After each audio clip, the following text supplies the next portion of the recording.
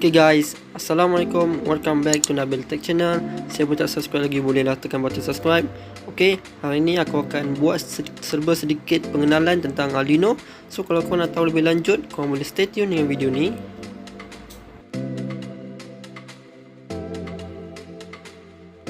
So, apa benda Arduino ni? So Arduino ni sebenarnya merupakan satu platform asas untuk kita mempelajari microcontroller dalam bayaran yang murah dan mudah.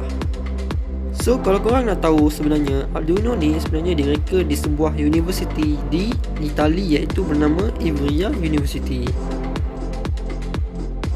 Kalau korang tak percaya lagi, korang boleh pergi tengok dekat belakang board. Dia akan tulis perkataan Made in Italy. So apa je yang korang boleh buat dengan board Arduino ni? So inilah benda yang korang boleh buat dengan Arduino ni. Menarik kan?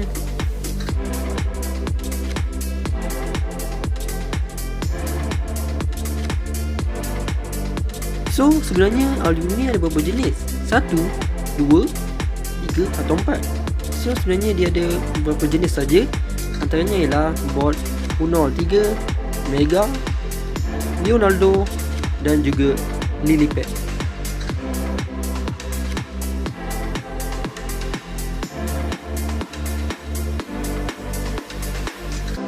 So kenapa aku pilih Arduino? Kenapa aku tak pilih board ni ke ataupun ni?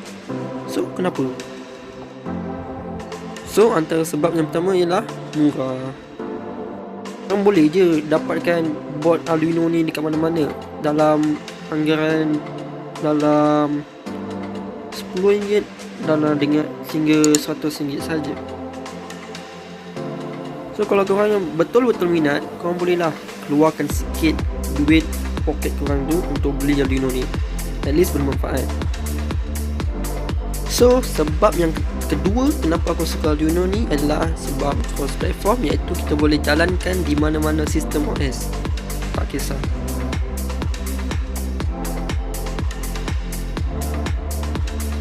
So kalau korang yang mana minat tu nak belajar Arduino ni, korang jangan risau. Kalau korang tak pakai Windows pun, korang boleh still gunakan Mac OS atau Linux untuk Arduino ini. So korang jangan risau.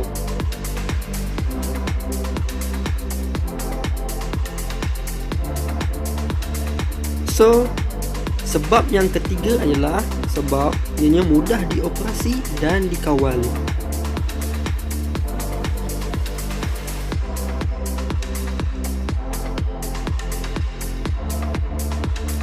So sebenarnya proses untuk kita buat projek Arduino ni sebenarnya simple je. Iaitu daripada 3, iaitu mula-mula kita bina data, lepas tu kita masukkan program, ketiga siap. Macam tu je. So macam simple kan proses dia? Tak adalah complicated sangat kan? So kalau korang nak tengok video aku sebelum ni macam mana aku setup software dan hardware untuk Arduino ni, korang tekan button tu.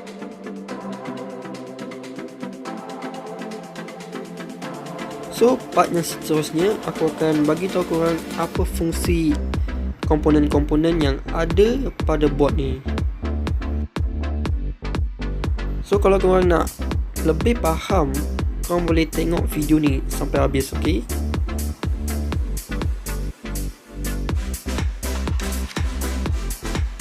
So kat sini korang boleh tengok ada satu komponen ni yang bernama USB port.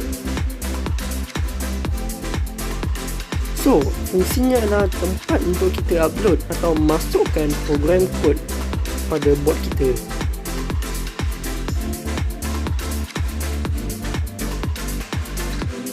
Next, kat sini korang akan nampak satu butang ni, iaitu namanya butang reset. Fungsinya pula ialah untuk kita mengembalikan program kita, microcontroller kita pada yang asal.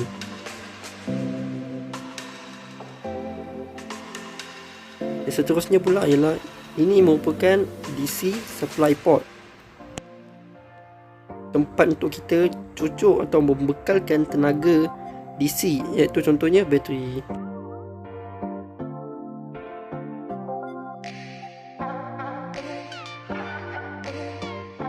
kamu boleh nampak kat sini ada satu LED kecil. Ni dinamakan sebagai on mode LED. So LED ni fungsinya untuk memberitahu kita yang sama ada board kita ni dalam keadaan on atau off. So next ialah power pin. Sini korang boleh tengok ada beberapa pin, iaitu 5 volt pin untuk bekalkan 5 volt pada board sama juga 1.3 volt, VCC sebagai power output dan ground.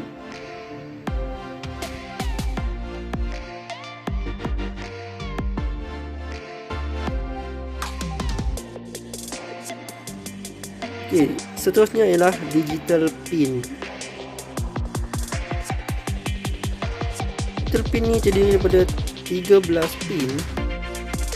Fungsinya pula ialah untuk menghantarkan signal kepada modul-modul kita dalam bentuk binary, iaitu 1 atau 0, untuk kita kawal servo motor atau LED atau lain-lain lah. So next ialah analog pin atau pin analog. So fungsinya pula ialah untuk kita terima balik signal dari sensor. Sebagai contoh, aku nak gunakan sensor ni untuk aku nak tahu sama ada sekarang dalam keadaan gelap atau terang.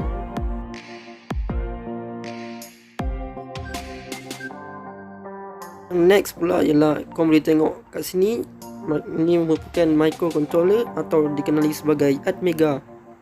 Itu tempat di mana kita simpan program kita yang telah kita upload. Okay guys, itu saja untuk hari ini. Kalau korang suka video ni, korang jangan lupa untuk like, share dan tekan button subscribe. So kita akan jumpa untuk next video. So stay tuned with Nabil Tech channel.